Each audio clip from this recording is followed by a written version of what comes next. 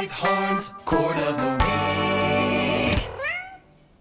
This chord comes from Stravinsky's The Rite of Spring. The second to last movement is called The Ritual of the Ancients. Here's the chord in context. And that's it. Now at first glance, it looks like some kind of a D chord, because you have a D and an F sharp, so maybe it's a D of some sort. Maybe it's a D augmented because here's an A sharp or B flat. But then we have this sort of split 9 sound at the top. I call it a split 9 because if it's a D chord, this would be the flatted 9th and the raised 9th against these voices. So you could think of it as a D augmented with a split 9 or flat 9 and sharp 9. But I don't like to think of it like that. I see a triad in the middle of E flat minor, in the middle of the voicing. So we have this E flat minor triad in second inversion in an open voicing, an added 9th, and it's over 7. So I like to think of it that way. You can think of it however you want. It doesn't really matter because it's not functional, right? It doesn't sort of serve as, we're not in E flat minor, excuse me. We're not in that key, so it doesn't really serve a functional function. It just is this sound. So whatever is easier for you, if you want to think of it as a D augmented split 9, or if you want to think of it as I do, an E flat minor with an add 9 over 7 over D. That's how I like to think of it. And of course, what makes this chord so unique is how Stravinsky is voicing it. If we're thinking of it as an E flat minor based triad with an added 7th and a 9th, the voicing is not 1, 3, 5, 7, 9.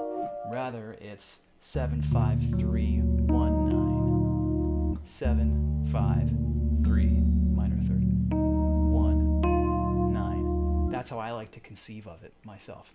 This is unique. And if you do voice it as an E flat based chord in thirds, you get the James Bond chord. Also, if you take it up a half step, it's the Die Hard chord.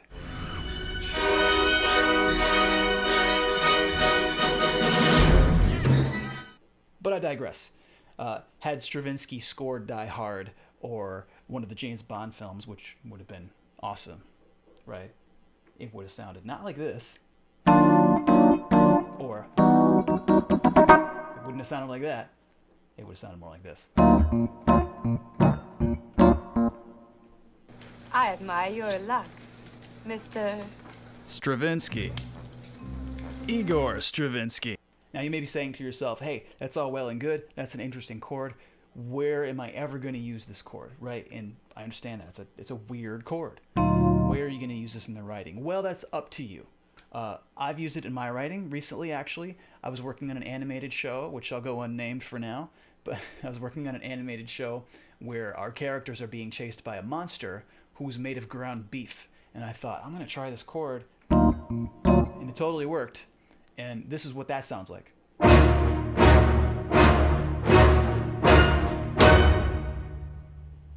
So now we get to the part where we run through this chord with some exercises.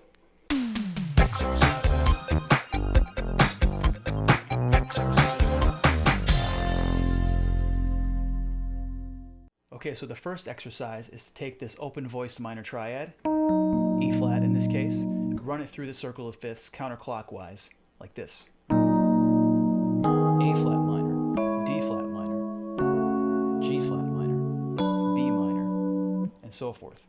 Next exercise is to do the same thing, but we're going to add this 9th and 7th like that. So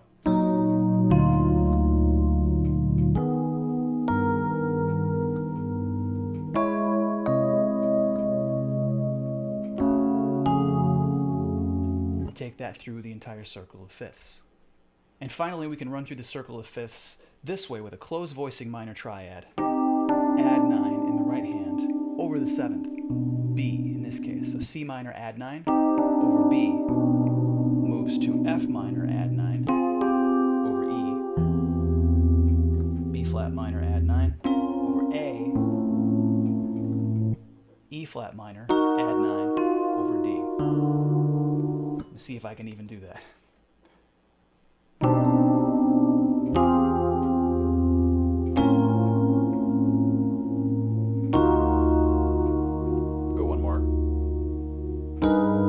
I'm still working on that one myself. You can do it! There you have it. So this is a very cool chord, a very interesting chord, and I've had a lot of fun playing around with it. I've used it in my writing on a regular basis, actually, and I hope you have a good time practicing it. Thanks for watching.